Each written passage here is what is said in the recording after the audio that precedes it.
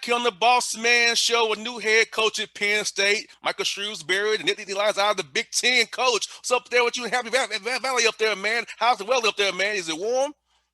And you know what? It's warm right now. If there's any recruits listening, it's like 80 and sunny. Yes. No, man, it's good. We handling everything right now. It's I'm enjoying it. I'm enjoying the weather. I'm enjoying this place and the sun's shining. So it's always a good day.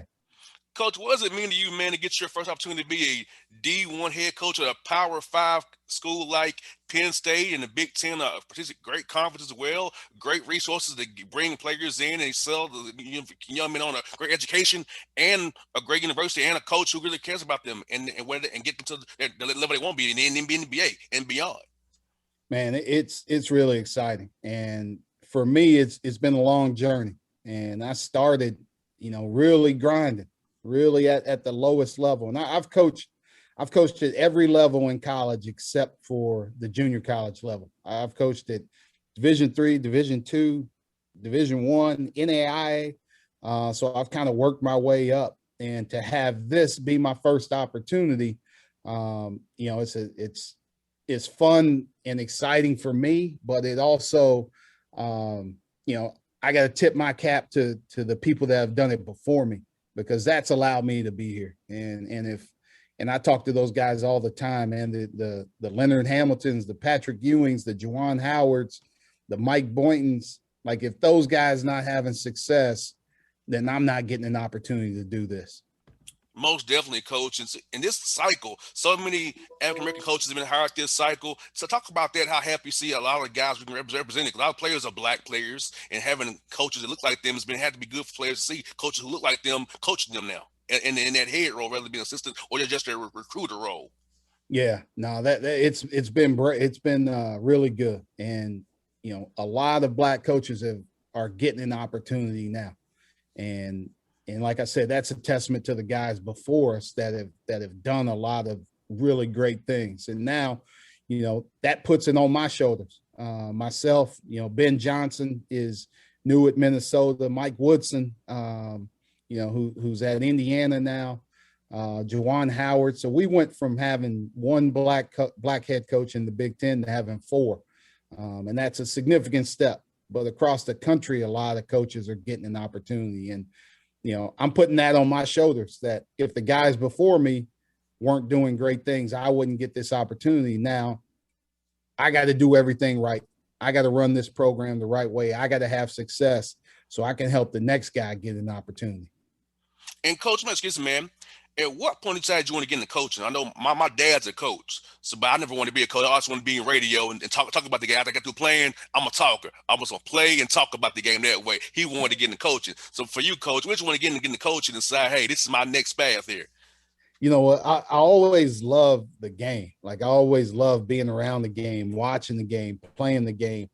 Once I got to like high school, once I played in college, I knew I wasn't going to play at the next level. Like, God didn't tap me on my head and give me that athletic ability to play at that next level. So I knew it was the end for me. But I wanted to stay around the game. And this was a way for me to stay around the game. I felt like as a player, I understood the game. Like, I could see plays, a couple, frames ahead and knew what was going on. So I knew coaching was an avenue I wanted to get into. So I really started my junior and senior year kind of going in that direction. Even while I was playing, I was trying to do some stuff behind the scenes with our assistant coaches, learning what they were doing, because a lot of people don't know, especially as a player, you have no idea what the assistant coaches are doing. You just think, practice started at 3, they just roll in at 3:00 and, they go to practice, then they go home. But man, they're doing stuff all day, and there's a lot of stuff that goes into it. So I had to learn. Early and watch those guys, and then, trying to get my foot in the door somehow, some way. And I was lucky to do that right after college. Most definitely, and you work with some great people. Tell us about that process of preparing to become a head coach, because I know you work with some great people, so a lot of different ways to get stuff done. You've been coached in the eye levels, head man there for a while there. So talk about that, man. It was I got an opportunity right away. I was a graduate assistant at University of Indianapolis, so it's a Division II school. I was fresh out of college, and we had like two guys on the team that were older than me, and like Wow. I had no idea what I was doing. Like I was young. I was doing what I thought. Like I'd show up late, and Christmas break, like I just roll in right for practice. And Coach Sturgeon was the head coach there, and he was like, "No, this is not how it's supposed to go. This is not how you do it." And he really helped me. He really helped me. The assistant coach there, a guy named Ian Brown, really helped me.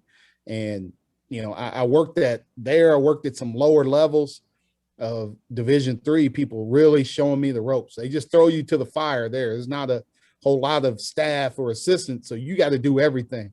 And you got to learn how to do everything. And then I finally got a chance at the Division I level at Marshall University. I was director of operations there, and one of the guys on my staff now, a guy named Aki Collins. Um, Aki was an assistant coach, and he really like showed me the ropes, man. He took me under his wing. He showed me like about recruiting. He talked to me about following up with people. He talked to me about building relationships, and that stuck with me. That really stuck with me for a long time. And he and I worked together 18 years ago, and I've always been looking to repay him for that. And I finally got an opportunity to get a head coaching job, and he was one of the first dudes that I called, because the way he looked after me, like he cares. He really cares, and he Hmm. showed that he cared. But it wasn't about him. It was about helping people. So that's who I want. I want him around our guys. I want him around some of the young people on our staff, so he can help mentor them and get them ready for their opportunity. And coach, for you, what were the core values of your program going forward here to bring in the nitty line man you want to bring in to be a great Penn State man, leave your program and have a 40-year friendship with you for you be at their weddings? Tell us the ideal young man that you want in your program and what will be Yeah. your core values of your program. You know what? For me, coming to a school like Penn State is a great academic opportunity, and I want guys that really want to strive to do that, that really want to strive to get their education, no matter how long they're here. Like, I want them to graduate in that 4 years, but if we get a kid that's special and can go somewhere early, like I want him to value his time academically while he's here. And then, we want to make them better players. And I always talk about this being a development program, but we want to develop them off the court. We want to get guys and prepare them for life after basketball. When the basketball stops, like you could play professionally for 20 years, and at the end of the day, you're still going to be a former basketball player for 30 more years. So, like, what's that look like for you? So we need to develop and help them with life, and what life is going to look like, and prepare them to go out into this world and be able to handle it, and be successful. So I want to try and model it for them in different ways. I want my staff to model it for them. Some of the things I talk about, like my core values, that I always hit these guys with, is unity, passion, servanthood, thankfulness, humility, and accountability. And like I said, those 6 things we're going to talk about. We're going to make decisions based on things like that. And these aren't things that I like made up. Like, these things have been around forever.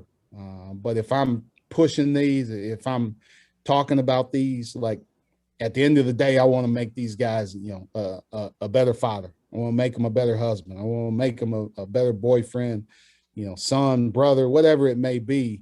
That's my goal here, is to do that for them.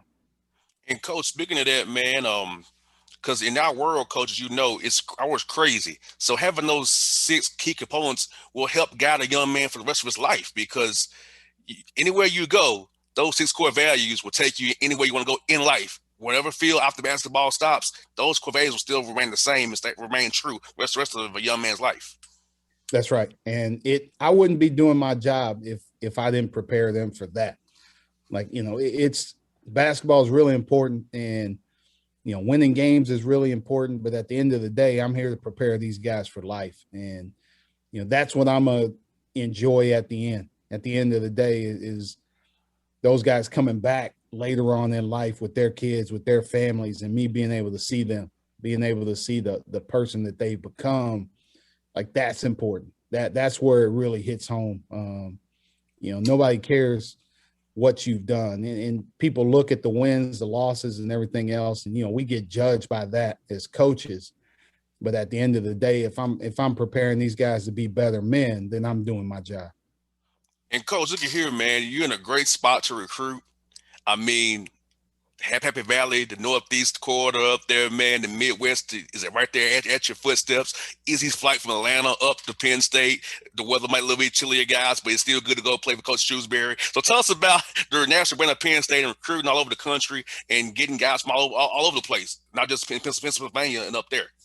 Yeah, I mean, we're gonna go anywhere to find who fits us, and like I would love to go down. I spent a lot of time in Atlanta recruiting guys. When I was at whether it be Butler or whether it be at Purdue, and we're gonna continue to do that now. Like I said, Coach Collins, he lives in Atlanta, so we're gonna have a strong presence down there. But there's a lot of areas here that's easy to recruit and easy to get to, and we're not too far from Philadelphia. We're not far from Washington, D.C. We're not far from Baltimore. So New York City, we can get to a lot of places. And we got a lot to sell. So, yeah, I'm looking forward to really like pushing our brand. Like, we got a recognizable brand. And people think about Penn State, they think about football, and we want to use, what James Franklin is doing to help boost our program until we can make our own name. And, that's the one thing that I'm proud of. And kids in Atlanta or kids across this country need to know, like, Penn State's the only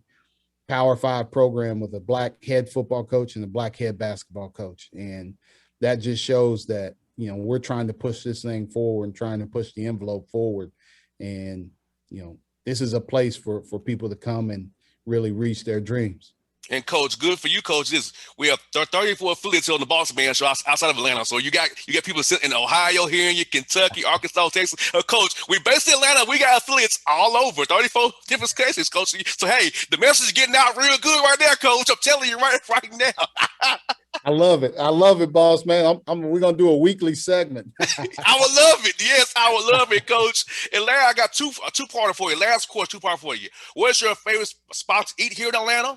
And what is your favorite Atlanta moment in your life coming in the city? Man, I don't know if I have a favorite spot. Shoot, it's I'm gonna mess the name up.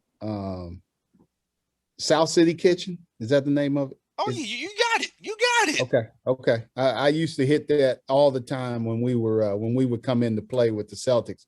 It was right around the corner from our hotel, so I used to hit that one all the time. There's one in Midtown right there, so I would hit that.